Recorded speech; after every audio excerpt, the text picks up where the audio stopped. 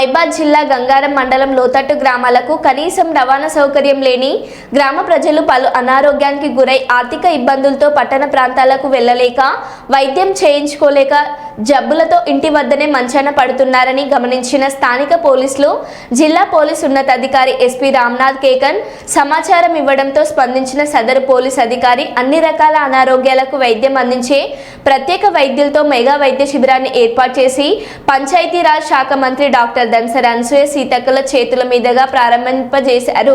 వైద్యులతో mega వైద్య శిబిరాన్ని ఏర్పాటు చేసి పంచాయతీరాజ్ శాఖ మంత్రి డాక్టర్ ధన్సర్ అనసూయ సీతక్క చేతుల మీదుగా ప్రారంభింపజేశారు. ఈ వైద్య శిబిరంలో రోగ నిర్ధారణతో పాటు వారికి తగిన వైద్యంతో పాటు ఉచిత మందులు అందించారు.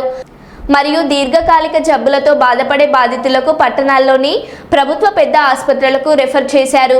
శిబిరంలోనే ముందుగా మంత్రి సీతక్క కంటి పరీక్షతో పాటు బీపీ పరీక్షలు చేయించుకున్నారు. తదుపరి జిల్లా ఎస్పీ కూడా వైద్య పరీక్షలు చేయించుకున్నారు. అనంతరం మంత్రి వర్యులు సీతక్క గారు మాట్లాడుతూ ఎవరైనా దీర్ఘకాలిక జబ్బులతో ఇబ్బందులు ఎదుర్కొనే వారు పట్టణ ప్రాంతాల్లోనే నిమ్స్, ఉస్మానియా, గాంధీ ఆసుపత్రులకు వెళ్తే ప్రభుత్వం తరపున నేను ఈ ప్రాంత ప్రజలకు ప్రత్యేక శ్రద్ధతో ఎల్ఓసి ద్వారా ప్రభుత్వ వైద్య సహాయం అందిస్తామని సూచించారు.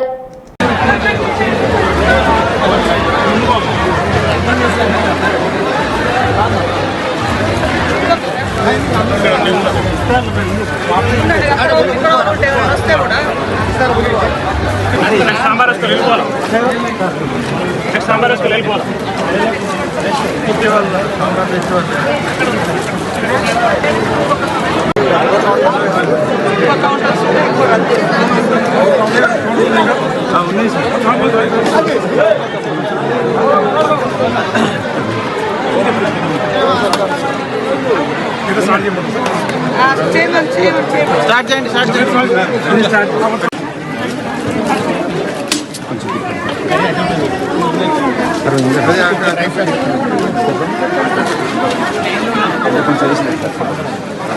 సాంబార్ పెట్టి పాప నేను కూడా పని చేసిన మీకు దగ్గర ఉన్నాయి చూసుకోకండి.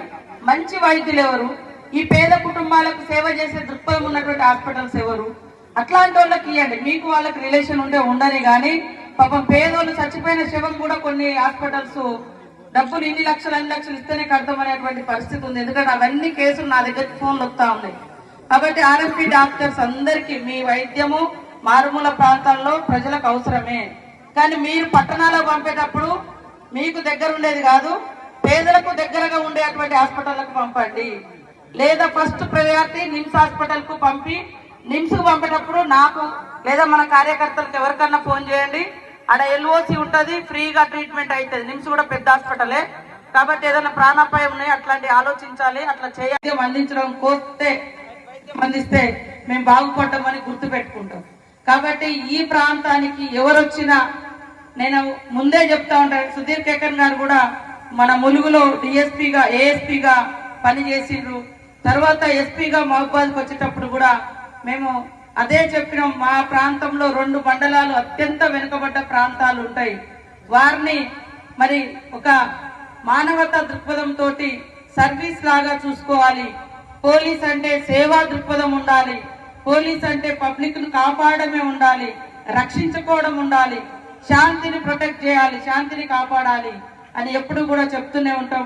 సో ఈరోజు మరి మహబూబాద్ జిల్లాలో మొన్న వరదలు వచ్చినప్పుడు కూడా అందరికంటే ముందు వెళ్ళి అక్కడ పనిచేసింది కూడా మరి ఎస్పీ గారు, వారి బృందము.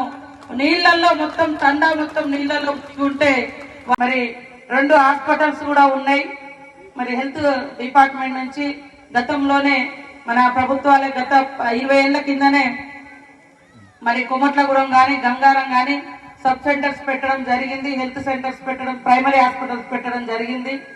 కానీ ఇంకా మరి వైద్య సేవలు అందించాలన్నటువంటి లక్ష్యంతో ఒక స్పెషలిస్ట్ మన హాస్పిటల్ పోతే ఒక ఎంబీబీఎస్ డాక్టర్ ఉంటాడు, లేదా నర్స్ ఉంటారు, ఒక స్టాఫ్ ఉంటారు. కానీ ఇక్కడ రకరకాల జబ్బులకు ఏ కన్ను రోగమైనా, కడుపు నొప్పి అయినా, క్యాన్సర్ అయినా, లేకుంటే టీబీ అయినా, లేకుంటే కిడ్నీ రోగం అయినా, లేకుంటే నరాల జబ్బు అయినా, ఇట్లా రకరకాల వాటికి కూడా స్పెషలిస్టులు ఈ రోజు రావడము చాలా సంతోషం. ముఖ్యంగా మనము వైద్యం అనేది ఒక గొప్ప సేవ. డాక్టర్లు ఇదొక బిజినెస్ లాగా చూడకూడదు. ఎప్పుడు కూడా ఇదొక ప్రాణాన్ని ఇచ్చేటువంటి వాళ్ళం, ప్రాణదానం చేసే వాళ్ళం. కాబట్టి దేవుడు ఎక్కడ ఉంటాడో కనపడదు కానీ వైద్యం రూపంలో, వైద్యుడి రూపంలో, డాక్టర్ రూపంలో, వైద్యో నారాయణ హరి అని ఏదైతే అంటామో వైద్యుడి రూపంలో కనిపించే, డాక్టర్ రూపంలో కనిపించే వాళ్ళే నిజమైనటువంటి దేవుళ్ళు.